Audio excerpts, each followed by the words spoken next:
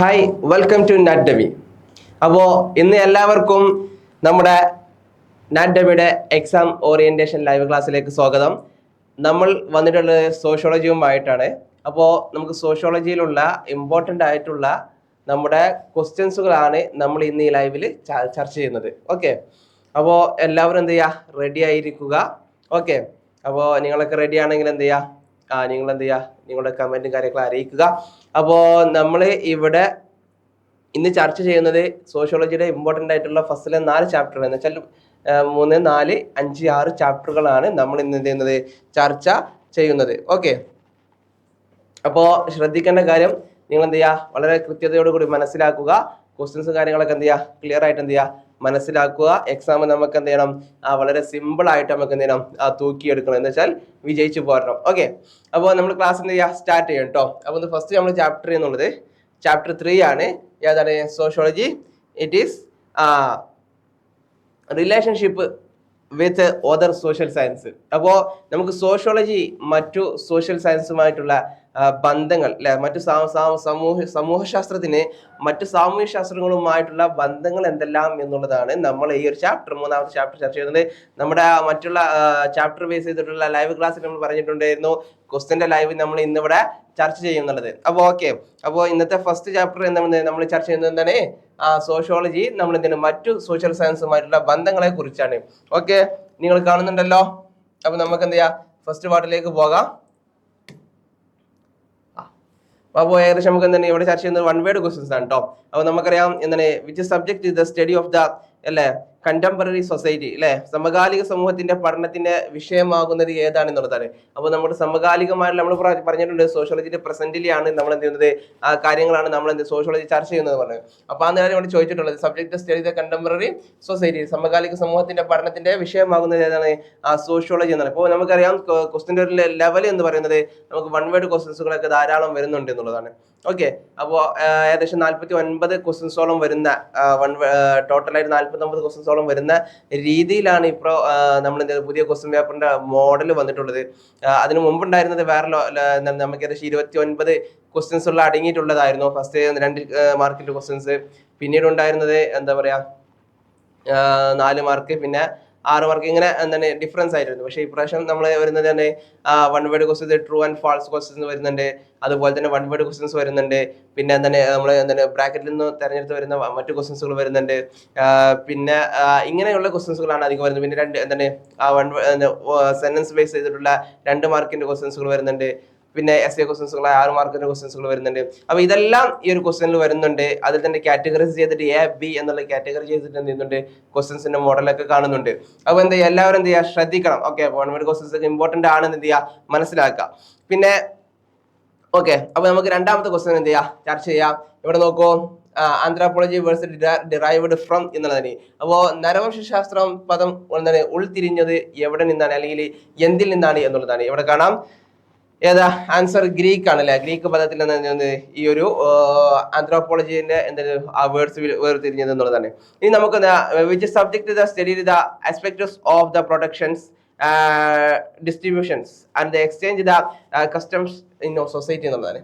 അപ്പോൾ കൺസ്യൂംഷൻ എന്നൊരു സൊസൈറ്റി, സമൂഹത്തിലെ ഉൽപാദന വിതരണത്തിന്റെയും വിനിമയത്തിന്റെയും ഉപഭോഗത്തിന്റെയും വശങ്ങൾ പഠിക്കുന്ന വിഷയമാണ് ഏത്, സാമ്പത്തിക ശാസ്ത്രം എന്നുള്ളത്.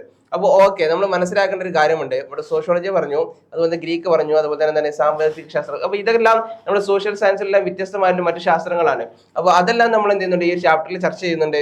അപ്പോൾ ഇതിൽ നിന്നൊക്കെ എന്താ 1 വേർഡ് ക്വസ്റ്റ്യൻസുകൾ എന്താ പ്രതീക്ഷിക്കാം എന്നുള്ളതാണ്. ഓക്കെ, നെക്സ്റ്റ് നോക്കൂ, മനുഷ്യരുടെ ജീവശാസ്ത്രപരവും സാമൂഹിക സാംസ്കാരികവുമായ വശങ്ങൾ പഠിക്കുന്ന വിഷയമാണ് ഏത്, ആന്ത്രോപോളജി അഥവാ നരവംശാസ്ത്രം എന്നുള്ളത്. ഓക്കെ, ഇനി നമുക്ക് മനസ്സിലാക്കണം 5ാമത് മാനസിക വസ്തുക്കളെ കുറിച്ചുള്ള പഠനമാണിത് മനഃശാസ്ത്രം, സൈക്കോളജി എന്നുള്ളത് അല്ലെ. മാനസിക സ്റ്റഡി ഓഫ് ദ. ഓക്കെ, അപ്പൊ എന്താണ് ഈ മാനസിക വസ്തുക്കളെ കുറിച്ചുള്ള പഠനമാണ് മനഃശാസ്ത്രം എന്നുള്ളത്. Dash is the work done is the country by those appointed to improve the welfare of the society. സമൂഹത്തിന്റെ ക്ഷേമം മെച്ചപ്പെടുത്താൻ നിയോഗിക്കപ്പെട്ടവർ ഒരു രാജ്യത്ത് ചെയ്യുന്ന ജോലിയാണ് സോഷ്യൽ വർക്ക് എന്നുള്ളത്. ഓക്കെ, അപ്പൊ എന്ത് ചെയ്യാ, ഇത് മനസ്സിലാക്കി വെക്കുക.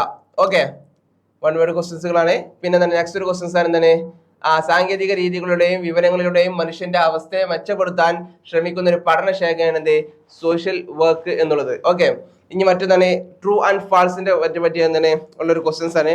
ട്രൂ ആൻഡ് ഫാൾസ് ആയിട്ടുള്ള ഒരു ക്വസ്റ്റ്യൻസ് ആണ്. എന്താ ക്വസ്റ്റ്യൻസ് എന്താണ്?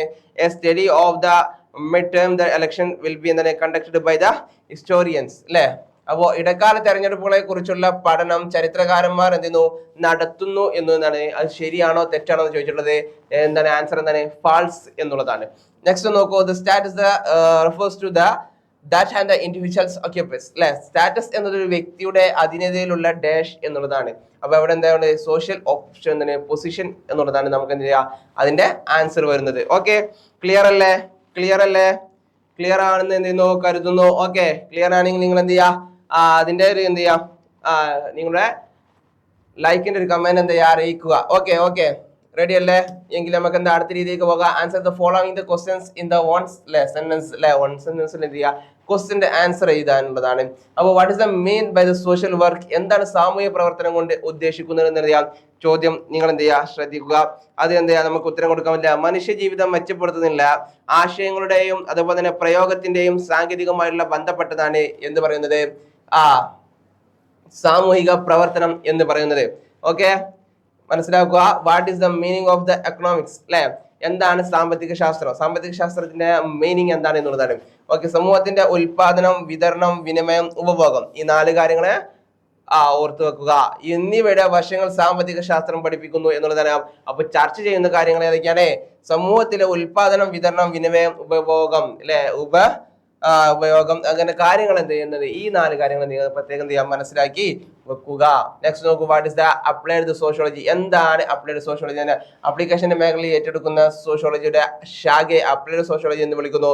Next, dash has made the significance the contributions to survey methodology, survey രീതിശാസ്ത്രത്തിൽ കാര്യമായ സംഭാവന നൽകിയിട്ടുണ്ട് സോഷ്യോളജി എന്നുള്ളതാണ്. ഓക്കെ, നമുക്ക് പറഞ്ഞിട്ടുണ്ട് സർവേ എന്നത് എന്തിന്റെ രീതിയാണ്? സോഷ്യോളജിയിൽ പഠനം നടത്തുന്നതിന്റെ ഒരു രീതിയാണ് എന്ത് ഏത് രീതിശാസ്ത്രത്തിൽ അല്ലെ.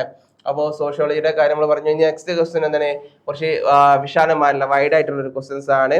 ഓക്കെ, അപ്പോ ഇവിടുത്തെ ക്വസ്റ്റ്യൻ നോക്കും, സാമൂഹ്യ ശാസ്ത്രവും ചരിത്രത്തിൽ നിന്ന് എങ്ങനെ വ്യത്യാസപ്പെട്ടിരിക്കുന്നു, 2 വിഷയങ്ങൾ തമ്മിലുള്ള സമാനതകൾ എന്താണ് എന്നുള്ളതാണ്. അപ്പൊ അതാണ് നമ്മൾ ഇന്നിവിടെ ചർച്ച ചെയ്യാൻ പോകുന്നത്. അപ്പൊ നമുക്ക് എന്ത് ചെയ്യാം അത് സമാനതകൾ സിമിലിയാരിറ്റി എന്താണെന്ന് എന്ത് ചെയ്യാം നമുക്കൊന്ന് നോക്കാം. ഓക്കെ, റെഡി അല്ലേ? റെഡി ആണെന്ന് കരുതുന്നു. ഓക്കെ, അപ്പോ എന്താ നമുക്ക് പെട്ടെന്ന് എന്ത് ചെയ്യാം പറഞ്ഞു പോകാം. നമുക്ക് എന്ത് ചെയ്യാം കാര്യങ്ങൾ മനസ്സിലാകുന്ന രീതി, പെട്ടെന്ന് പറഞ്ഞാൽ പെട്ടെന്ന് പറഞ്ഞു പോകില്ല, കാര്യങ്ങൾ മനസ്സിലാക്കി കൃത്യമായിട്ട് തന്നെ എന്ത് ചെയ്യാം മുന്നോട്ട് പോകാം. ഓക്കെ, സോഷ്യോളജിക്കും ചരിത്രത്തിനും ഇടയിൽ നിന്ന് സമൂഹം സാധാരണമാണ് എന്നുള്ളതാണ്. ഓക്കെ, അപ്പോ രണ്ടും സാമൂഹിക ശാസ്ത്ര വിഷയങ്ങളാണ്. ഇതിന്റെ സിമിലാരിറ്റി മീൻസ് ഇതിന്റെ എന്തല്ല പറയുന്നത് നമ്മള് ഇതിന്റെ ഡിഫറൻസ് അല്ല, ഐ മീൻ തന്നെ വ്യത്യാസങ്ങളല്ല നമ്മൾ പറയുന്നത്, ഇതിന്റെ തമ്മിൽ എന്താണ് ബന്ധത്തെ കുറിച്ചാണ് നമ്മൾ പറയുന്നത്. സാമൂഹ്യ ശാസ്ത്രവും ചരിത്രവും മനുഷ്യന്റെ പ്രവർത്തനങ്ങളോടും സംഭവങ്ങളോടും ബന്ധപ്പെട്ടിരിക്കുന്നു എന്നെന്ത് ചെയ്യാ മനസ്സിലാക്കുക. ഓക്കെ, ക്ലിയർ അല്ലേ? അപ്പോ പിന്നെ ഒരു കാര്യം തന്നെ, ചരിത്രം പ്രാഥമികമായി ഭൂതകാലത്തിന്റെ രേഖകളുമായി ബന്ധപ്പെട്ടിരിക്കുന്നു. ഒരു നിശ്ചിത സമയത്ത് മനുഷ്യന് യഥാർത്ഥത്തിൽ എന്താണ് സംഭവിച്ചതെന്ന് കഴിയുന്നത്ര കൃത്യമായി വിവരിക്കാൻ ചരിത്രകാരന്മാർ എന്ത് ചെയ്യുന്നു ശ്രമിക്കുന്നു അല്ലെ. അതുപോലെ തന്നെ സാമൂഹ്യ ശാസ്ത്രജ്ഞർ എന്ത് ചെയ്യുന്നു എല്ലാ ഉദ്ദേശങ്ങളിലും മുൻകാലങ്ങളിലെ ഓരോ റെക്കോർഡുകൾ എന്ത് ചെയ്യുന്നു അവർ ഉപയോഗിക്കുന്നു എന്നുള്ളതാണ്. അപ്പോൾ അവരെന്ത് സോഷ്യോളജിസ്റ്റുകൾ എന്ത് ചെയ്യുന്നു ഹിസ്റ്റോറിക്കൽ ഉപയോഗിച്ചിട്ടുള്ള അവരുടെ മുൻകാല റെക്കോർഡുകളെ കാര്യങ്ങളൊക്കെ നമ്മൾ ചർച്ച ചെയ്യുന്നു അല്ലെ. എന്നിട്ടാണ് എന്ത് ചെയ്യുന്നത് നമ്മൾ തീരുമാനിക്കുന്നത്. അതുപോലെ തന്നെ ഇന്ന് തത്വചിന്തയ്ക്ക് പുറമെ ചരിത്രകാരൻ സാമൂഹിക ശാസ്ത്രപരമായിട്ടുള്ള ആശയങ്ങളെയും വിവരങ്ങളെയും ആശ്രയിക്കുന്നു എന്നുള്ളത് നമുക്ക് എല്ലാവർക്കും അറിയാം. ആധുനിക ചിത്രരചനയും ആധുനിക സാമൂഹ്യ ശാസ്ത്ര പരസ്പരം സ്വാധീനിച്ചിട്ടുണ്ടെന്നു ഇതിലൂടെ നമുക്ക് എന്ത് ചെയ്യാം മനസ്സിലാകാം. എന്ന് വെച്ചാൽ നമുക്ക് എന്ത് ചെയ്യാം ചരിത്രവും അതുപോലെ തന്നെ സോഷ്യോളജി തമ്മിൽ എന്തുണ്ടായിരുന്നു കൃത്യമായിട്ടുള്ള ഒരു ബന്ധം അവർക്കിടയിൽ ഉണ്ടായിരുന്നു.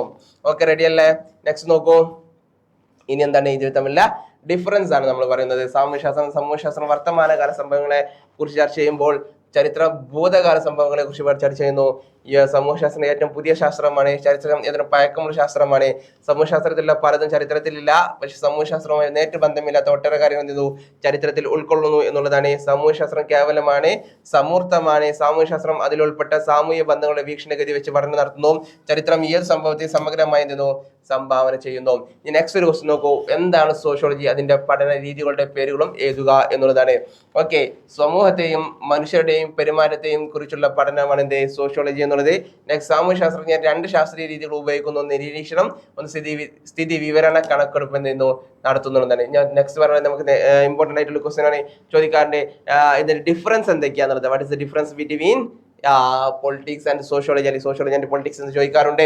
Okay, listen. ഇവിടെ നോക്കുക, സമൂഹത്തെ കുറിച്ചുള്ള പഠനമാണ് എന്ത് സോഷ്യോളജി എന്നുള്ളത്. അതുപോലെ തന്നെ കുടുംബം, സാമ്പത്തിക ശാസ്ത്രം, മതം, വിദ്യാഭ്യാസം, ഭരണകൂടം എന്നിവയെ കുറിച്ച് പഠിക്കുന്നു. സാമൂഹ്യ ജീവിയായ മനുഷ്യനെ വിശകലനം ചെയ്യുന്നു.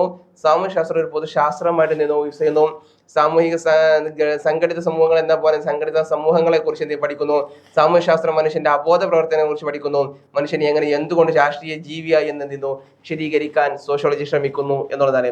ബട്ട് ഇവിടെ നോക്കൂ, പൊളിറ്റിക്സ് എന്ന് പറയുമ്പോൾ അത് രാഷ്ട്രീയ കാര്യങ്ങളാണല്ലോ.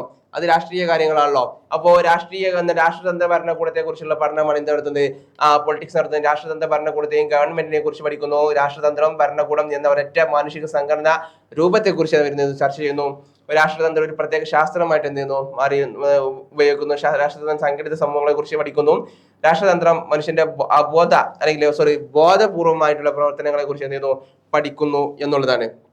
ഓക്കെ, ക്ലിയർ ആയിട്ടുണ്ടാവും, എന്ത് ചെയ്യുന്നു മനസ്സിലാക്കുന്നു. അപ്പൊ ഈ രണ്ട് ഡിഫറൻസുകളും കാര്യങ്ങളൊക്കെ എന്ത് ചെയ്യുക പഠിച്ചു വെക്കുക. നെക്സ്റ്റ് സോഷ്യോളജിയും ആന്ത്രോപോളജിയും നമുക്കറിയാം. സാമൂഹ്യശാസ്ത്രമാകട്ടെ അതിന്റെ പ്രത്യേക വശങ്ങൾ മാത്രമാണ് അല്ലെ, എന്താണ്. അതുപോലെ തന്നെ സമൂഹത്തിലെ മനുഷ്യന് മാത്രമാണ് ഫോക്കസ് ചെയ്യുന്നത്, അല്ലെ സമൂഹത്തിലെ ഓരോ മേഖലയിൽ നിന്നും സോഷ്യോളജി ഫോക്കസ് ചെയ്യുമ്പോൾ നരവംശാസ്ത്രം ചെറിയ സുസ്ഥിര സംസ്കാരങ്ങളെ കുറിച്ചൊക്കെ പഠന വിധേയമാക്കുന്നു.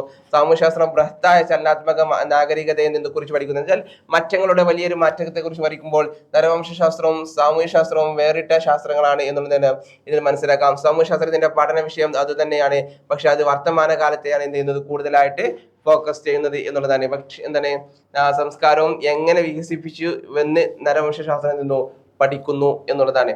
ഓക്കെ, ഇതാണ് ഇവ തമ്മിലുള്ള വ്യത്യാസം. നെക്സ്റ്റ് നോക്കൂ, നെക്സ്റ്റ് ഒരു ക്വസ്റ്റ്യൻസ് ഇവിടെ കാണുന്നുണ്ട്. ഓക്കെ, ചരിത്രം. എന്താണ് ചരിത്രം അല്ലെ? നമുക്കറിയാം മനുഷ്യ പുരോഗതിയുടെ ലിഖിത രേഖയാണ് എന്ത് ചരിത്രം.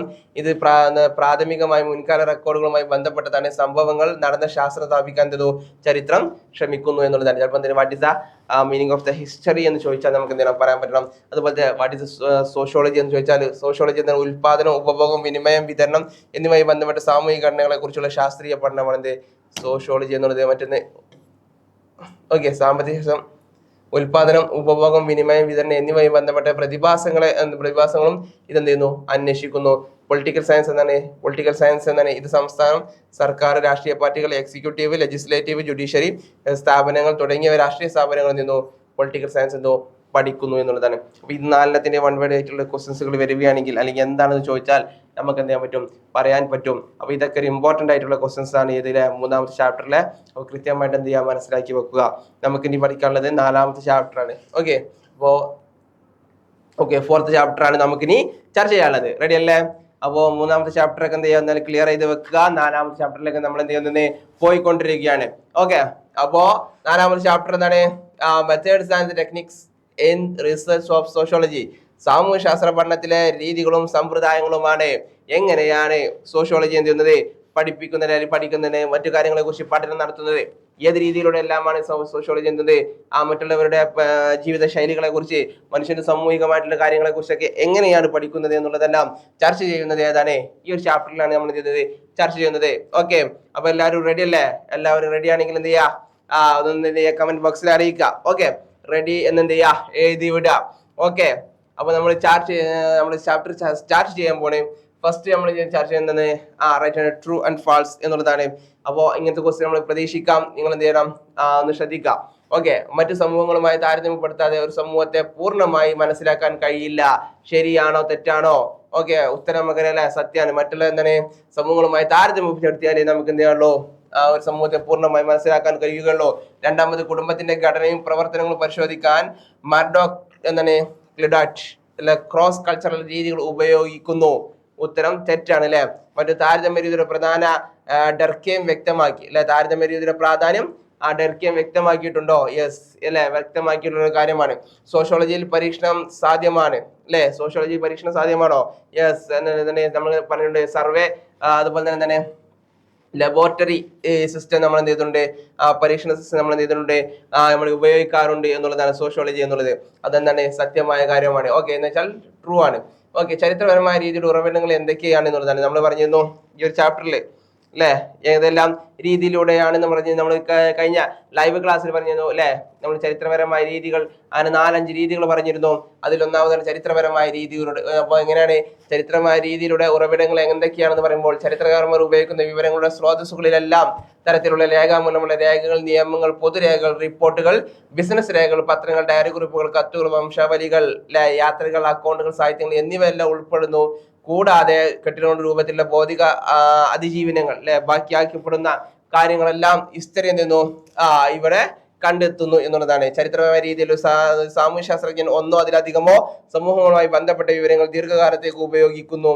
സാമൂഹിക പെരുമാറ്റവുമായി ബന്ധപ്പെട്ട മുൻകാലാനുഭവങ്ങളിൽ നിന്ന് ചില ഉൾക്കാഴ്ചകൾ നേടാൻ ശ്രമിക്കുന്നു എന്നതാണ് പ്രധാന സമീപനം എന്നുള്ളത്. ഓക്കെ, ഇനി നമുക്ക് പറയുന്നത് എന്താണ്, what are the methods of social research and in the sociology അല്ലെ. നമ്മൾ പറഞ്ഞു മെത്തേഡ് ഏതൊക്കെയായിരുന്നു.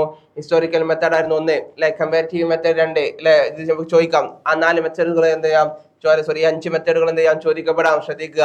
ഒന്ന് ചരിത്രപരമായ രീതി, മറ്റൊന്ന് താരതമ്യ രീതി, 3 പരീക്ഷണ രീതി, 4 ഫങ്ഷണലിസ്റ്റ് രീതി, 5 എന്താണ് അനുഭാവിക രീതി എന്ന് വെച്ചാൽ എംപിറിക്കൽ മെത്തേഡ്. ഓക്കെ, ഈ 4 രീതികൾ എന്ത് ചെയ്യുക, നിർബന്ധമായിട്ട് എന്ത് ചെയ്യുക, മനസ്സിലാക്കി വെക്കുക. എന്താണ് റിസർച്ച് ചെയ്യുന്നത്, എങ്ങനെയാണ് സോഷ്യോളജി റിസർച്ച് ചെയ്യുന്നത് എന്നുള്ളതിന്റെ 4 രീതികളാണ്, അല്ല സോറി 5 രീതികളാണ് നമ്മളിവിടെ പറഞ്ഞത്. ഓക്കെ, നെക്സ്റ്റ് നമ്മൾ പറയാൻ പോകുന്നത് എന്താണ്, ഡാറ്റ ശേഖരണത്തിലെ തരങ്ങൾ എന്തൊക്കെയാണ് എന്നുള്ളതാണ്.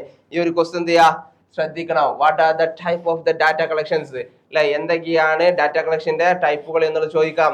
ഓക്കെ, 2 തരത്തിലുള്ള വിവരശേഖരണം ഉണ്ട്. എന്ന് പ്രാഥമിക പ്രൈമറി ഉണ്ട്, മറ്റൊന്ന് സെക്കൻഡറി ഉണ്ട്.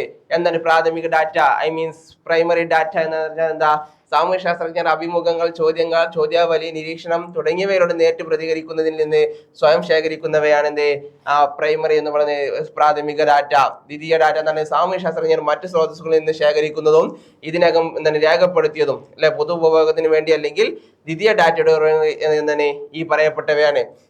ജീവചരിത്രം, ആത്മകഥ, കത്തുകൾ, എന്താണ് ഡയറി കുറിപ്പുകൾ എന്തെന്നു എന്തിനു വരുന്നു, ഒന്നിനും രണ്ടാമത് ജേണലുകൾ, ഗുണനിലവാരമുള്ള പത്രങ്ങൾ, റേഡിയോ സംപ്രേഷണങ്ങൾ, TV പ്രോഗ്രാം തുടങ്ങിയവ അല്ലെ. മൂന്നാമത് ബിസിനസ് സ്ഥാപനങ്ങളിൽ നിന്നുള്ള സെൻസസ് ഡാറ്റ, റെക്കോർഡുകൾ, രജിസ്ട്രേഷൻ ഡാറ്റകൾ അല്ലെ. ഇതെല്ലാം എന്താണ് ദ്വിതീയ ഡാറ്റ എന്തെന്നു അവരെന്തെന്നു ഉപയോഗിക്കുന്നു എന്നുള്ളതാണ്.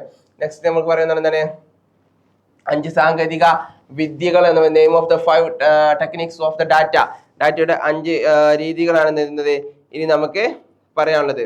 ഓക്കെ, 5 സാങ്കേതിക വിദ്യകൾ ഏതൊക്കെയാണെന്നുള്ളതാണ്. 1 വിവരണ ശേഖരണത്തിന്റെ ഏറ്റവും പ്രധാനപ്പെട്ട സാങ്കേതിക വിദ്യകൾ എന്ന് പറയുന്നത് ഇവയാണ്. 1 നിരീക്ഷണമാണ്, 2 സർവേ ആണ്, മറ്റൊന്ന് കേസ് പഠനമാണ്, 4 ചോദ്യാവലമാണ്, 5 അഭിമുഖമാണ്. ഓക്കെ, ഈ 4 കാര്യങ്ങളാണ് ഇതിൽ പെടുന്നത്. നെക്സ്റ്റ് നോക്കൂ, what are the 2 main type of the observations. നമ്മൾ പറഞ്ഞു ഒന്നുപാടെ നിരീക്ഷണമാണ്, ഒബ്സർവേഷൻ ആണ്, മറ്റൊന്ന് സർവേ ആണ്, കേസ് സ്റ്റഡി ആണ്, പിന്നെ എന്താണ് ഇന്റർവ്യൂ ആണ്, പിന്നെ എന്താണ് ക്വസ്റ്റ്യനെയർ ആണ്, പിന്നെ എന്താണ് അഭിമുഖമല്ല ഇന്റർവ്യൂ ആണ്. അപ്പൊ ഇത്രയും കാര്യങ്ങളാണ് എന്തിൽ വരുന്നത്, ഈ ഒരു എന്തിൽ വരുന്നത് വിവരശേഖരണത്തിലെ ഏറ്റവും പ്രധാനപ്പെട്ട 5 കളക്ഷൻ രീതികളാണ് എന്ത് പറയുന്നത്. ഓക്കെ, അതിൽ ഞാൻ പറയുന്ന ഒന്നാമതുള്ള ഒബ്സർവേഷൻസിന്റെ കാര്യങ്ങൾ. നമ്മൾ ചോദിക്കാം, ഒബ്സർവേഷൻ വ്യത്യസ്ത രീതികളുണ്ടെന്ന് നമ്മൾ എന്ത് ചെയ്തിട്ടുള്ളൂ, മറ്റൊരു ലൈവ് ക്ലാസ്സിൽ ചാപ്റ്ററുമായി ബന്ധപ്പെട്ട ലൈവ് ക്ലാസ്സിൽ പറഞ്ഞിട്ടുണ്ട്. ഇത് നമ്മുടെ ലൈവ് ക്വസ്റ്റ്യൻ ലൈവ് ക്ലാസ് ആയതുകൊണ്ട് ഇതിൽ പറയുന്നുണ്ട് what are the 2 main type of the observations. 2 പ്രധാന തരം നിരീക്ഷണങ്ങൾ ഏതാണ് എന്നുള്ളതാണ്. നിരീക്ഷണങ്ങൾ ഇനി പറയുന്ന 2 തരത്തിൽ സാധ്യമാണ്. ഒന്ന് പങ്കാളിയുടെ നിരീക്ഷണം, ഒന്ന് പങ്കെടുക്കാത്തവരല്ലേ എന്താണ് നിരീക്ഷണം. എന്തിന് പങ്കെടുക്കാത്തവരെന്ന് വെച്ചാൽ പങ്കെടുക്കാതെ നേരിട്ട് അവരുമായി ബന്ധപ്പെട്ടുകൊണ്ട് നിരീക്ഷണം നടത്തുന്ന രീതിയും അല്ലെ അകന്ന് നിന്നുകൊണ്ട് നിരീക്ഷണം നടത്തുന്ന രീതിയും, ഇതാണ് 2 രീതികൾ എന്ന് പറയുന്നത്. ഓക്കെ, ഇനി നമുക്ക് 2 തരത്തിലുള്ള അഭിമുഖങ്ങൾ ഏതൊക്കെയാണെന്നുള്ളതാണ്. 2 തരത്തിലുള്ള അഭിമുഖങ്ങൾ, സ്ട്രക്ചേർഡ് ഇന്റർവ്യൂ, മറ്റൊന്നാണ് അൺസ്ട്രക്ചേർഡ് ഇന്റർവ്യൂ എന്നുള്ളതാണ്. അപ്പൊ സ്ട്രക്ചേർഡ് ഇന്റർവ്യൂ എന്ന് വെച്ചാൽ എന്താ, അതെന്ത് ചെയ്യണം നമ്മൾ മനസ്സിലാക്കേണ്ട കാര്യമാണ്. സ്ട്രക്ചേർഡ് ഇന്റർവ്യൂ ഘടനാപരമായ ഔപചാരികമായ അഭിമുഖം ഒരു സെറ്റ് പാറ്റേൺ പിന്തുടരുന്നു. എല്ലാ ചോദ്യങ്ങളും മുൻകൂട്ടി തീരുമാനിക്കുന്നു. ഓരോന്നിലും കൃത്യമായിട്ടുള്ള പദങ്ങൾ അതേപടി നിലനിൽക്കും എന്നതാണ്. ബട്ട് അൺസ്ട്രക്ചേർഡ് ഇന്റർവ്യൂവിൽ എന്താണ് അനൗപചാരികവും ഘടനാരഹിതവുമായുള്ള അഭിമുഖമാണ്. പ്രതികരിക്കുന്നവരെ ഉത്തരങ്ങൾ വികസിപ്പിക്കാനും എന്ത് ചെയ്യുന്നു ചുരുക്കാനൊക്കെ അനുവദിക്കുന്നു. പ്രതികരിക്കുന്നയാൾ അനുവദിച്ചാൽ ഒരു ടോപ്പ് റെക്കോർഡ് വരെ വളരെ കൈകൾ എന്ത് ചെയ്തു എന്ന് വെച്ചാൽ ഇത് എന്താണ് അൺസ്ട്രക്ചർഡ് മുൻകൂട്ടി തയ്യാറാക്കാത്ത രീതിയിൽ അവർ ഉത്തരം പറയുന്നത് വീണ്ടും അതിൽ നിന്ന് ക്വസ്റ്റ്യൻ കണ്ടെത്തി ചോദിക്കുന്ന സിസ്റ്റം, അതാണ് ഇവിടെ പറയുന്നത് പറയുന്നത് അൺസ്ട്രക്ചേർഡ് ഇന്റർവ്യൂ എന്നുള്ളത്. ഓക്കെ, നെക്സ്റ്റ് പറയുന്നത് what is okay historical methods അല്ലെ, ചരിത്രപരമായ രീതി എന്ന് പറയുന്നത് ചരിത്രപരമായ ഭൂതകാലത്തെ കുറിച്ചുള്ള വിവരം കൊണ്ട് മൂല്യനിർണ്ണയം പഠിച്ച കാലയളവിനെ കുറിച്ചുള്ള വിശദമായ ഡാറ്റയ്ക്കാണ് ആധികാരിക ഉറവിടങ്ങളുടെ വിശകലനത്തിലും ഏർപ്പെടുന്നു എന്നുള്ളതാണ് എന്ത് ഹിസ്റ്റോറിക്കൽ രീതി. സാമൂഹിക സ്ഥാപനങ്ങളുടെ ഉത്ഭവം, വികസനം, പരിവർത്തനം എന്നിവയെ കുറിച്ചുള്ള പഠനം എന്തെന്നു ഇതിൽ ഉൾപ്പെടുന്നു എന്നുള്ളതാണ്. വർത്തമാനകാലത്തെയും ഭാവി കാലത്തെയും അറിയാനും പ്രതീക്ഷിക്കാനും ഭൂതകാലത്തിൽ നിന്ന് വിശദാംശങ്ങൾ മാനവൽക്കരിക്കാനും തരുകയുമാണ് ഇതിന്റെ ഉദ്ദേശം. ഓക്കെ, ഇനി what is the comparative methods, താരതമ്യ രീതിയാണ് രണ്ടാമത് പറഞ്ഞൊരു രീതി എന്നുള്ളത് അല്ലെ.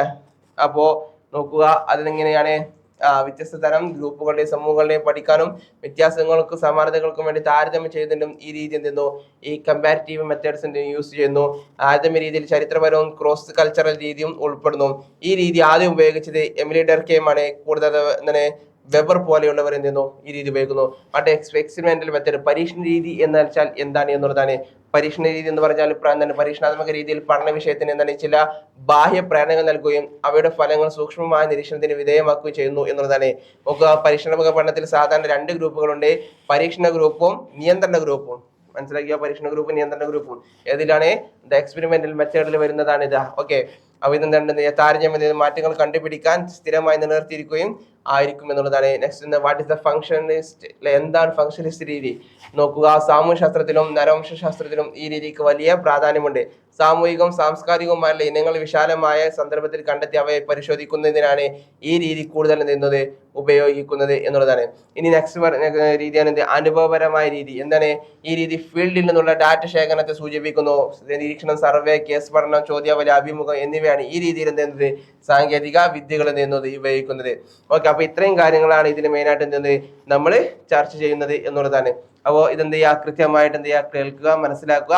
ഓക്കെ, ഇനി എന്താണ് ആർക്കെങ്കിലും ഡൗട്ട്സും കാര്യങ്ങളൊക്കെ ഉണ്ട് എന്ത് ചെയ്യുക, നിങ്ങൾ കമന്റ് ബോക്സിൽ എന്ത് ചെയ്യുക അറിയിക്കുക. ഓക്കെ, അപ്പോ മറ്റൊരു കാര്യം എന്താണ്, ഈ ഒരു ചാപ്റ്ററിൽ ഏകദേശം 4ാമത്തെ ചാപ്റ്ററാണ് നമ്മൾ എന്ത് ചെയ്ത് ഇപ്പോൾ ചർച്ച ചെയ്തത്.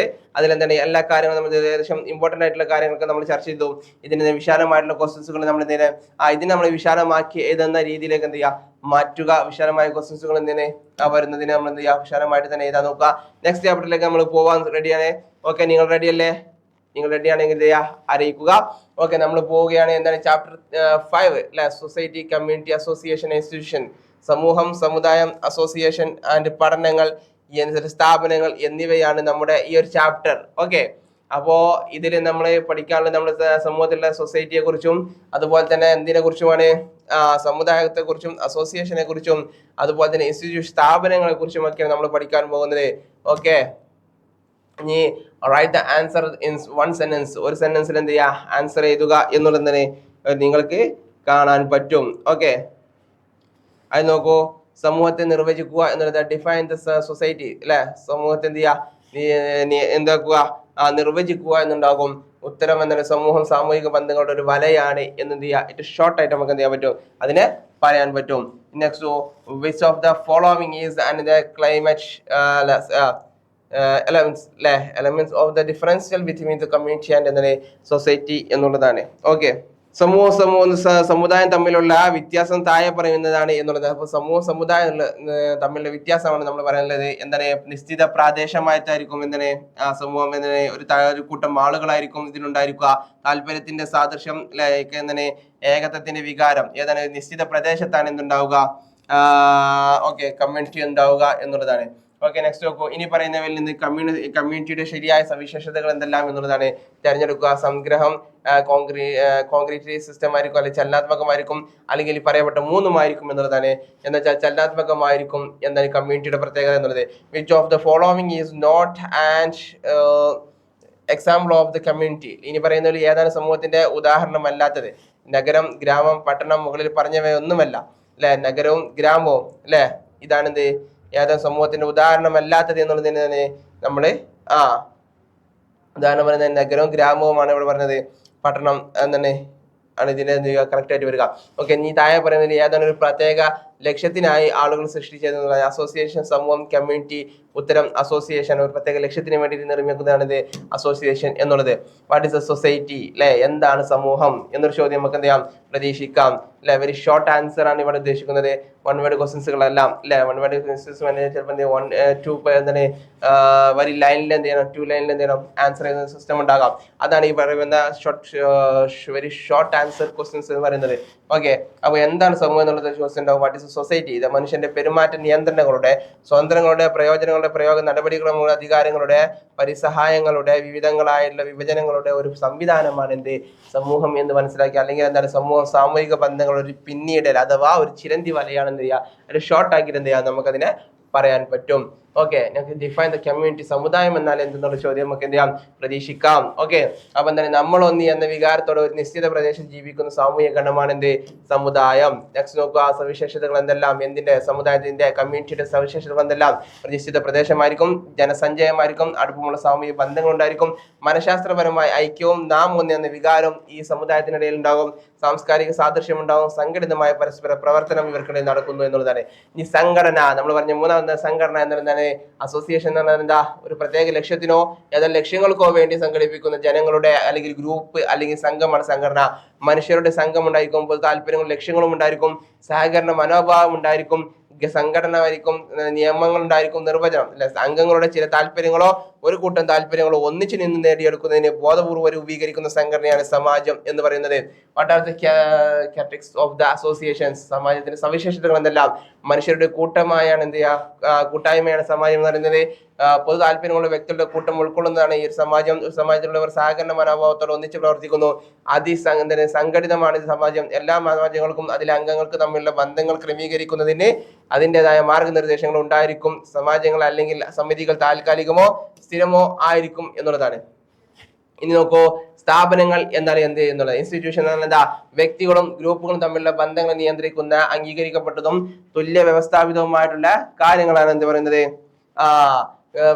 ആചാരങ്ങളാണ് അല്ലെങ്കിൽ പെരുമാറ്റമാണ് സ്ഥാപനങ്ങൾ എന്ന് പറയുന്നത്. ഓക്കെ, നോക്കൂ, സ്ഥാപനങ്ങളുടെ സവിശേഷതകൾ വിശദീകരിക്കുക എന്നുള്ളതാണ്. ഓക്കെ, അപ്പൊ എന്ത് ചെയ്യാ, explain the characteristics of the എന്ന് പറയാം. സ്ഥാപനങ്ങൾക്ക് സുനിശ്ചിത ലക്ഷ്യങ്ങളുണ്ട്, വ്യക്തികളെ നിയന്ത്രിക്കാനുള്ള ഉപാധിയാണ് സ്ഥാപനങ്ങൾ എന്നത് മനസ്സിലാക്കുക. സ്ഥാപനങ്ങൾ മനുഷ്യന്റെ കൂട്ടായ പ്രവർത്തനങ്ങൾ ആശ്രയിക്കുന്നു. വിവിധ ആചാരങ്ങളുടെ സിദ്ധാന്തങ്ങളുടെ അടിസ്ഥാനത്തിൽ നിന്ന് രൂപം കൊണ്ടതാ ചില നടപടിക്രമങ്ങൾ സ്ഥാപനങ്ങൾക്ക് കൃത്യമായി ചിലപ്പോൾ എന്ത് ചെയ്യും, ഒരു കുടുംബത്തിന്റെ അല്ലെങ്കിൽ എന്താണ് ചില സമൂഹത്തിന്റെ പ്രത്യേകത, ചില ഇൻസ്റ്റിറ്റ്യൂട്ടിൽപ്പെട്ട ഏറ്റവും ഇമ്പോർട്ടന്റ് ഒരു സ്ഥാപനമാണിത് കുടുംബം എന്നുള്ളത്. അപ്പൊ ഇതിലേക്ക് എന്താ ചില സിദ്ധാന്തങ്ങളും അടിസ്ഥാനങ്ങളൊക്കെ ഉണ്ടായിരിക്കും. മറ്റു സാമൂഹ്യ നിയന്ത്രണ ഉപാധികളെക്കാൾ സുസ്ഥിരമായ സ്ഥാപനങ്ങൾ. വ്യക്തികൾ നിർബന്ധമായി അനുസരിക്കേണ്ട ചില നിയമങ്ങളെല്ലാം ആ സ്ഥാപനങ്ങൾക്കും ഉണ്ടായിരിക്കും എന്നുള്ളതാണ്. ഓക്കെ, നെക്സ്റ്റ് പറയുന്നത് എന്താണ്, പിന്നെന്താണ്, സമാജങ്ങൾ അല്ലെങ്കിൽ സമിതികൾ എന്ന താൽക്കാലികമോ മനുഷ്യരുടെ ഭൗതികമോ അല്ലാത്തതോ ആയുള്ള ഒരു പ്രതീകം എല്ലാ സ്ഥാപനങ്ങൾക്കും എന്താണ് ലഭിച്ചിരിക്കും എന്നുള്ളതാണ്. ഓക്കെ, പിന്നെന്താണ്, മനുഷ്യരുടെ പ്രാഥമിക ആവശ്യങ്ങൾ നിറവേറ്റാനായി രൂപം കൊണ്ടവയാണ് സ്ഥാപനങ്ങൾ എന്ന് നമുക്ക് പറയാൻ പറ്റും. അപ്പൊ ഇതെല്ലാം ഈ പറയപ്പെട്ട എല്ലാം എന്താണ്, ഇതിന്റെ ഉദാഹരണങ്ങളാണ് എന്ത് ചെയ്യുക, ഇതിന്റെ സവിശേഷതകളാണ് എന്ത് ചെയ്യുക, നിങ്ങൾ മനസ്സിലാക്കുക. ഓക്കെ, റെഡി അല്ലേ? ഇനി നമുക്ക് പറയുന്നത് വിവിധ തരത്തിലുള്ള സാമൂഹിക സ്ഥാപനങ്ങളെ കുറിച്ചുള്ള പറ്റിയുള്ള വിവരങ്ങളാണ്. ഓക്കെ, നമുക്കിനി പറയാനുള്ളത് ഓക്കെ, വിവിധ തരത്തിലുള്ള സാമൂഹ്യ സ്ഥാപനങ്ങളെ പറ്റിയുള്ള വിവരങ്ങളെ കുറിച്ചാണ്. നമുക്കറിയാം, explain the difference type of the institutions.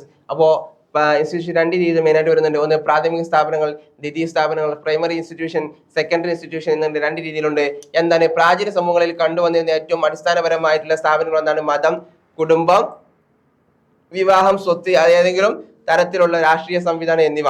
ഇവ സ്വഭാവത്തിൽ പ്രാഥമികമാണെന്ന് പറയാമെങ്കിലും സമൂഹങ്ങൾ വലിപ്പം കൊണ്ടും സങ്കീർണതയിലും വളർന്നു വന്നപ്പോൾ സ്ഥാപനങ്ങൾ വ്യത്യസ്തവും പുരോഗമനപരവുമായിട്ടുള്ള ഇതനുസരിച്ച് എന്ത് ചെയ്തു, ജനങ്ങളുടെ ദ്വിതീയ ആവശ്യങ്ങൾ നേടിയെടുക്കുന്നതിനായി ഒട്ടേറെ സ്ഥാപനങ്ങൾ ഉണ്ടാക്കപ്പെട്ടു. ഇവയെ ദ്വിതീയ സ്ഥാപനങ്ങൾ എന്ന് പറയുന്നു. ഉദാഹരണം വിദ്യാഭ്യാസം, നിയമം, ഭരണഘടന, വാണിജ്യം എന്നിവ. അപ്പോൾ നമുക്ക് പറയാൻ പറ്റും മതം, കുടുംബം, വിവാഹം ഇതെല്ലാം എന്താണ് ഒരു ഏകദേശം എന്താണ് ഒരു പ്രാഥമികമായിട്ടുള്ള സ്ഥാപനങ്ങൾ. പക്ഷേ എന്ത് ചെയ്തു, നിയമം, ഭരണഘടന, വാണിജ്യം അതുപോലെ വിദ്യാഭ്യാസം ഒക്കെ എന്ത് ചെയ്തു ആ ഒരു ദ്വിതീയ സ്ഥാപനങ്ങളായി മാറി എന്നുള്ളതാണ്. ഓക്കെ, അപ്പൊ ഇനി നമുക്ക് പറയാനുള്ളത് സമാജവും സമുദായം മീൻസ് ഇൻസ്റ്റിറ്റ്യൂഷനും അസോസിയേഷനും തമ്മിലുള്ള വ്യത്യാസങ്ങൾ എന്തെല്ലാം. സ്ഥാപനങ്ങൾ നിയമത്തിന്റെ സൃഷ്ടിയാണ്, ബട്ട് സമാജങ്ങൾ മനുഷ്യന്റെ അപ്പോൾ സ്ഥാപനങ്ങൾ നിയമത്തിന്റെ സൃഷ്ടിയാണ്, സമാജങ്ങൾ മനുഷ്യൻ തുടങ്ങിയതാണ്. സമാജങ്ങൾക്ക് രൂപമുണ്ട്, സമൂർത്തമാണ്, എന്നാൽ സ്ഥാപനങ്ങൾക്ക് എന്തില്ല, രൂപമില്ല, അവർ വെറും ക്യാമറമാണ്. സ്ഥാപനങ്ങൾക്ക് ഉൾത്തിരിഞ്ഞു വരുന്നവയാണ്, സമാജങ്ങൾ തന്നെ രൂപീകരിക്കപ്പെടുന്നവയാണ്. ബട്ട് സ്ഥാപനങ്ങൾ സുസ്ഥിരമാണ്, സമാജങ്ങൾ സ്ഥിരതയില്ല. സ്ഥാപനം ഒരു പ്രവർത്തന ക്രമമാണ്, സമാജം ഒരു സംഘടിത സംഘമാണ്. ഇതെല്ലാമാണ് ഇവ തമ്മിലുള്ള ഡിഫറൻസ് എന്ത് ചെയ്യാം നമ്മൾ മനസ്സിലാക്കി വെക്കുക. Okay, what is a primary institution? Explain that with the help of the example. എന്താണ് പ്രാഥമിക സ്ഥാപനങ്ങൾ? ഒരു ഉദാഹരണത്തിന്റെ അടിസ്ഥാനത്തോടെ എന്ത് ചെയ്യുക, വിശദീകരിക്കുക. എന്നെന്ത് ചെയ്യാം, നിങ്ങൾക്കൊരു ക്വസ്റ്റ്യൻ വന്നാൽ നിങ്ങൾ എന്ത് ചെയ്യണം, ചെയ്യുന്ന രീതി വ്യക്തികളും ഗ്രൂപ്പുകളും തമ്മിലുള്ള ബന്ധങ്ങളെ നിയന്ത്രിക്കുന്ന അംഗീകരിക്കപ്പെടുന്ന വ്യവസ്ഥാപിതമായ ആചാരങ്ങളാണ് അല്ലെങ്കിൽ പെരുമാറ്റമാണ് സ്ഥാപനങ്ങളെ രണ്ടായി തിരിച്ചിരിക്കുന്നു. ഒന്ന് പ്രാഥമിക സ്ഥാനം നമ്മൾ പറഞ്ഞിട്ടുണ്ട്, primary institution and secondary institution എന്ന് പറഞ്ഞിട്ടുണ്ട്. എന്താണ് പ്രാഥമിക സ്ഥാപനങ്ങൾ? പ്രാചീന സമൂഹങ്ങളിൽ കണ്ടുവന്നിരുന്ന ഏറ്റവും അടിസ്ഥാനപരമല്ല കുടുംബം, മതം, വിവാഹം, സ്വത്ത്, അധികം എന്താണ് രാഷ്ട്രീയ സംവിധാനം, ഇവ എന്താണ് സ്വഭാവത്തിൽ പ്രാഥമികമാണെന്ന് നമുക്ക് പറയാൻ പറ്റും. അതുപോലെ തന്നെ ദ്വിതീയ സ്ഥാപനങ്ങൾ പറഞ്ഞിട്ടുണ്ട്, ഏതൊക്കെയാണ്? വിദ്യാഭ്യാസം, ഭരണഘടന, നിയമം, അതുപോലെ തന്നെ വാണിജ്യം എന്നിവയെല്ലാം എന്ത് ചെയ്തു, ദ്വിതീയ സ്ഥാപനങ്ങളിൽ പെടുന്നതാണ്. ഇനി അസോസിയേഷൻസ് ആൻഡ് കമ്മ്യൂണിറ്റി അല്ലെ, ആളുകൾ ഒരു പ്രത്യേക ലക്ഷ്യം വെച്ച് മനസ്സിൽ വെച്ച് സംഘടിപ്പിക്കുന്നു. അസോസിയേഷൻ സോഷ്യൽ ഗ്രൂപ്പിങ്ങിലൂടെ സമൂഹം സമയം സൃഷ്ടിക്കപ്പെടുന്നു. ഹ്രസ്വകാലമായിരിക്കാം ഇതിൻ്റെ അസോസിയേഷൻസ്, പക്ഷേ ഇതിന് കൂടുതൽ സഹിഷ്ണുതയും തുടർച്ചയും ഉണ്ട് എന്നുള്ളതാണ്. കമ്മ്യൂണിറ്റിയുടെ എന്ന് വെച്ചാൽ ഗ്രൂപ്പ് അംഗങ്ങൾക്കും ലക്ഷ്യത്തിന്റെ പ്രത്യേകതക്കും പ്രാധാന്യം നൽകുന്നു. സാമൂഹിക ബന്ധത്തിന്റെ ഒരു സംവിധാനം എന്ന നിലയിൽ സമൂഹം നിലനിൽക്കുന്നു എന്നുള്ളതാണ്. ഇന്ന് നോക്കൂ, മിക്കവാറും രേഖാമൂലമുള്ള നിയമങ്ങളുടെയും പ്രവർത്തിക്കുന്നു. ബട്ട് ആചാരങ്ങൾ, പാരമ്പര്യ അലിഖിത നിയമങ്ങൾ എന്നിവയിലൂടെയാണ് ഇത് പ്രവർത്തിക്കുന്നു എന്നുള്ളതാണ്. ഓക്കെ, നമുക്ക് ഇനി നെക്സ്റ്റ് പറയാനുള്ളത് ഏകദേശം ചാപ്റ്റർ ഫിഫ്ത്ത് കഴിഞ്ഞു.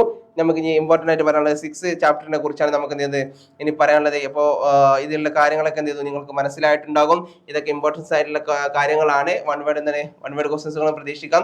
വളരെ ഡീപ്പായിട്ടുള്ള വലിയ എസ്സേ ക്വസ്റ്റ്യൻസുകൾ ഇതിൽ നിങ്ങൾ പ്രതീക്ഷിക്കാം. ഓക്കെ, ഇനി മറ്റൊരു ചാപ്റ്ററാണ് സോഷ്യൽ ഗ്രൂപ്പ്, സാമൂഹിക ഗ്രൂപ്പുകൾ എന്നുള്ളത്. ഓക്കെ, റെഡി അല്ലേ? അപ്പോൾ റെഡി ആണെങ്കിൽ നിങ്ങൾ എല്ലാവരും എന്ത് ചെയ്യുക, കമന്റ് ബോക്സിൽ ഒന്ന് അറിയിക്കുക. ഓക്കെ, അപ്പോൾ മനസ്സിലായിട്ടുണ്ടെങ്കിൽ മനസ്സിലായിട്ടുണ്ടെങ്കിൽ എന്ത് ചെയ്യുക, അറിയിക്കാൻ എന്ത് മറക്കരുത്. ഓക്കെ, ഇനി നോക്കൂ, സോഷ്യൽ ഗ്രൂപ്പ്സിനെ കുറിച്ചാണ് നമുക്ക് ഇനി പറയാനുള്ളത്. ഓക്കെ, അപ്പോൾ find the blanks with the suitable words അല്ലെ. സ്യൂട്ടബിൾ ആയിട്ട് വേർഡ്സ് എന്ത് ചെയ്യുക അവിടെ ചേർത്ത് കൊടുക്കുക എന്നുള്ളതാണ്. സമൂഹം, കമ്മ്യൂണിറ്റി, അസോസിയേഷൻ, സ്ഥാപനങ്ങൾ തുടങ്ങിയ ആശയങ്ങൾ മനുഷ്യർ എങ്ങനെ ജീവിക്കുന്നു എന്ന് മനസ്സിലാക്കാൻ നിങ്ങളെ സഹായിക്കുന്ന ഡാഷ് ആണ് എന്നുള്ളതാണ് ഗ്രൂപ്പുകളാട്ടോ. അപ്പൊ മനുഷ്യൻ ജീവിക്കുകയും അവരുടെ ജീവിതം നയിക്കുകയും അർത്ഥവത്തായതിലേക്ക് പ്രവേശിക്കുകയും ചെയ്യുന്ന അടിസ്ഥാന യൂണിറ്റുകളാണ് സാമൂഹിക ഗ്രൂപ്പുകൾ. അതാണ് ഉത്തരം പരസ്പര പ്രവർത്തനങ്ങൾ എന്ത് ചെയ്യാം നമുക്ക് പറയാൻ പറ്റും. സമൂഹത്തിൽ ജീവിച്ചിരിക്കുന്ന മനുഷ്യർ ഒരു ഡാഷ് ജീവിതം നയിക്കുന്നില്ല. ഒരു ഒറ്റപ്പെട്ട ജീവിതം നയിക്കുന്നില്ല. മനുഷ്യർ സാമൂഹികമാണ് അല്ലെ. മനുഷ്യർ സാമൂഹികമാണ്. മൃഗങ്ങൾ എന്നുള്ളത് ഗ്രൂപ്പ് എന്നത് സ്ഥിരമായി പരസ്പരം ഇടപഴകുന്ന ഒരു കൂട്ടം ആളുകളെയാണ് സാമൂഹികമായിട്ടുള്ള ഗ്രൂപ്പ് എന്ന് പറയുന്നത്. ഓക്കെ, ഗ്രൂപ്പ് എന്നത്. ഓക്കെ, ഇനി കുടുംബത്തിന്റെ എല്ലാ അംഗങ്ങളും പരസ്പരം ബന്ധപ്പെട്ടിരിക്കുന്നു. ബന്ധങ്ങൾ എന്നിലാണ് എല്ലാ ഗ്രൂപ്പുകളും ബന്ധപ്പെട്ടിരിക്കുന്നത്. ഇനി കോണ്ടാക്ടുകളുടെ സ്വഭാവത്തെ അടിസ്ഥാനമാക്കി ഗ്രൂപ്പുകളുടെ 3 വർഗീകരണങ്ങൾ എഴുതുക എന്നുള്ളത്. പ്രാഥമിക ഗ്രൂപ്പുകൾ, സെക്കൻഡറി ഗ്രൂപ്പുകൾ, തൃതീയ ഗ്രൂപ്പുകൾ. ഇങ്ങനെ ക്വസ്റ്റ്യൻസ് പ്രതീക്ഷിക്കാം. 2 ഏത് തരത്തിലുള്ള ഗ്രൂപ്പിലാണ് നിങ്ങൾ മുഖാമുഖ ബന്ധങ്ങൾ കാണുക എന്നുള്ളത് ചോദിക്കപ്പെടും. ഏതിലാണ്? പ്രാഥമിക ഗ്രൂപ്പിലാണ് മുഖാമുഖം എന്ന് പറഞ്ഞാൽ അടുത്ത ബന്ധം, അത്ര ഉദ്ദേശിച്ചു കേട്ടോ. പിന്നെ ഏത് തരത്തിലുള്ള രാഷ്ട്രീയ പാർട്ടിയാണ് കവർ ചെയ്യുന്നത് എന്നുള്ളത് സെക്കൻഡറിയിലാണ് രാഷ്ട്രീയ പാർട്ടികൾ പെടുന്നത്. ഈ സാമൂഹിക ഗണത്തിന്റെ പ്രത്യേകത എന്തെല്ലാം എന്നുള്ളതാണ്. സാമൂഹിക ഗണത്തിന് എന്താണെന്ന് വെച്ചാൽ സോഷ്യൽ ഗ്രൂപ്പിന്റെ പ്രത്യേകത എന്തെല്ലാം എന്നുള്ളത്.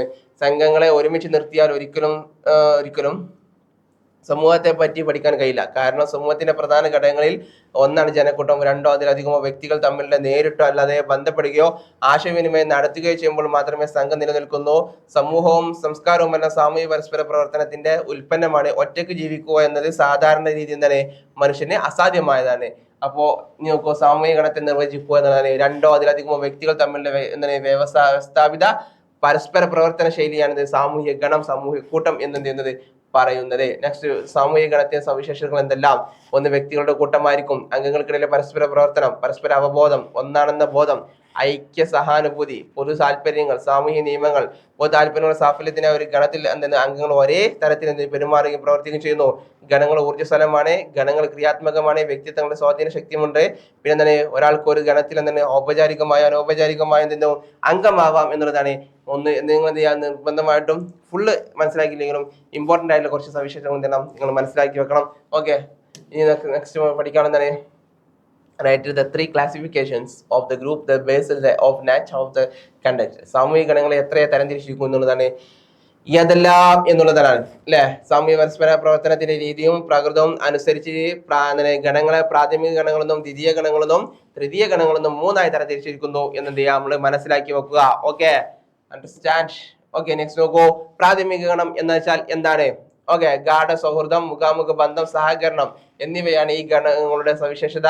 ഓക്കെ, ഗാഢമായ അടുപ്പം അല്ലെ ബന്ധത്തിന്റെ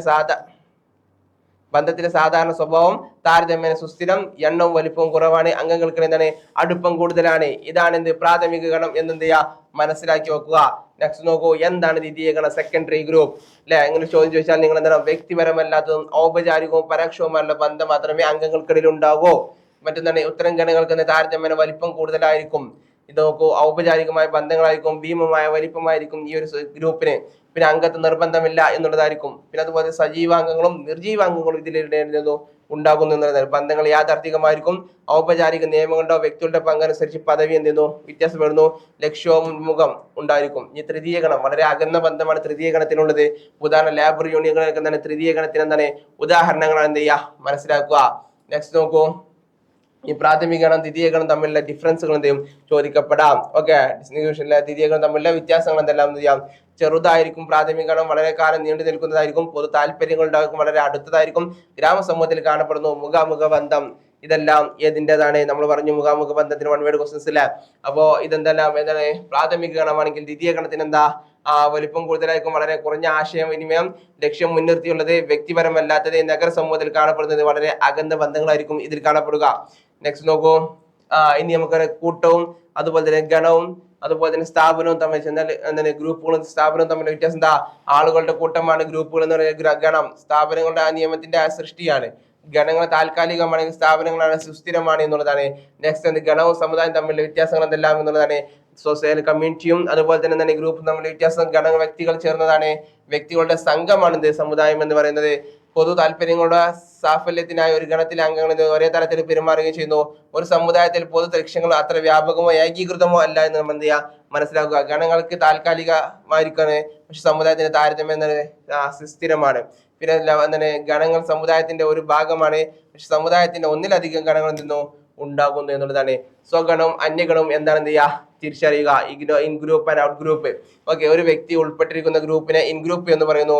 ആ ഗ്രൂപ്പിനോട് വ്യക്തി വളരെ ബന്ധപ്പെട്ടിരിക്കുന്ന ഉദാഹരണം കുടുംബം, ക്ലാസ് എന്ന് ഉദാഹരണം, വർഗം.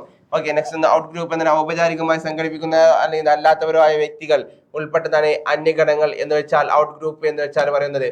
ഓക്കെ, അപ്പോ ഇതിൽ ഇമ്പോർട്ടന്റ് ആയിട്ടുള്ള കാര്യങ്ങളൊക്കെ നമ്മൾ പറഞ്ഞു. ഓക്കെ, ഇത്രയും കാര്യങ്ങളാണ് നമ്മൾ ഈ ഒരു ചാപ്റ്ററിൽ നമ്മൾ ബേസ് ചെയ്ത് നമ്മൾ എന്ത് ചെയ്തു സംസാരിച്ചു. ഇതിൽ ഇമ്പോർട്ടന്റ് ക്വസ്റ്റ്യനുകൾ നമ്മൾ എന്ത് ചെയ്തു ചർച്ച ചെയ്തു. ഓക്കെ, നമ്മൾ ഇവിടെ എന്ത് ചെയ്യുന്നില്ല, ഈ ചർച്ചകൾ നിന്നില്ല അവസാനിപ്പിക്കുന്നില്ല എന്ന് എന്ത് ചെയ്യുക നിങ്ങൾ മനസ്സിലാക്കുക. നിങ്ങളുടെ ഡൗട്ട്സുകൾക്കും നിങ്ങളുടെ കാര്യങ്ങൾക്ക് വേണ്ടിയിട്ടാണ് നമ്മൾ എന്ത് ചെയ്യുന്നത് ഈ ലൈവ് ക്ലാസ് ഇവിടെ എന്ത് ചെയ്യുന്നത് തുടർന്ന് പോകുന്നത്. അപ്പൊ ഇന്ന് നമ്മൾ വെറും 4 ചാപ്റ്ററുകളാണ് നമ്മൾ ഇവിടെ ചർച്ച ചെയ്തത്. ഇനി ഈ ഒരു തുടർച്ച തുടർന്നുകൊണ്ടേയിരിക്കും. വരും ദിവസങ്ങളിൽ ലൈവായിട്ട് നിങ്ങളുടെ മുമ്പിലേക്ക് നിന്നു വീണ്ടും നമ്മൾ എത്തുന്നു. നെക്സ്റ്റ് 4 ചാപ്റ്ററുമായിട്ട് നിങ്ങളുടെ മുമ്പിൽ ഉണ്ടായിരിക്കും. ഓക്കെ, അപ്പോൾ നമുക്ക് വീണ്ടും കാണാം. നിങ്ങൾ കൂടെ ഉണ്ടാകണം. Okay, thank you.